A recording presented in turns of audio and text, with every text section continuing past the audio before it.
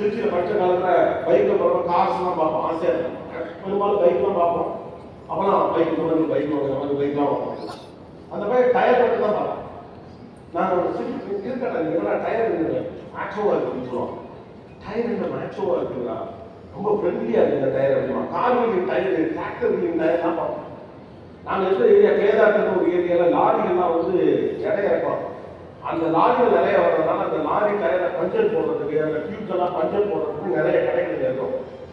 நாங்களாம் பரோட்டா கொடுக்க வாழைப்பழம் பேசிட்டு ஒரு பஞ்சர் கடையில் உட்காந்துருப்பான். என்ன பண்ணுறாங்க, என்ன சொல்ற டயரோட லுக்கை பாரு, அதோட டிசைனை பாரு, சாண்டா அப்படின்னு என்ன சொல்லுவோம்.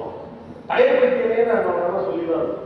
ஆனால் இன்னைக்கு நீங்க பார்க்கக்கூடிய எல்லா டெக்னாலஜி டயருக்கு பின்னாலையும் அவருடைய கை அவ்வளோ பெரிய பொசிஷன்ல இருக்கான். வேர்ல்டு முழுக்க நடக்கிற எல்லா டயர் டெக்னாலஜியுமே அவங்கள்ட்ட எப்படி தெரிஞ்சு அவனுக்கு டயர் கொடுத்துருந்துச்சு. அவன் பஞ்சர் கடையில் உட்காந்துருந்தான், நாங்கள் பரோட்டா செஞ்சுருந்தான். அவனை பிடித்த கடிச்சோம் டச் பண்ண பயந்து எழுதிடுவாங்க. உங்களுக்கு பிடித்த புத்தகங்களை உங்கள் அறையில் எழுதி நீங்கள் என்ன ஆசைப்பட்டு அந்த நினைவு சேர்க்கை பக்கத்தில் கொஞ்சம் ஆர்டிஃபிஷியலாக உங்களுக்கு தெரியலாம். ஒரு இந்த வயசுல ஓகே இதெல்லாம் எழுத்து இருக்காங்க. ஏன் அதெல்லாம் மட்டும் தெரியாதுமா, நாங்கள் கல்யாணத்துக்கு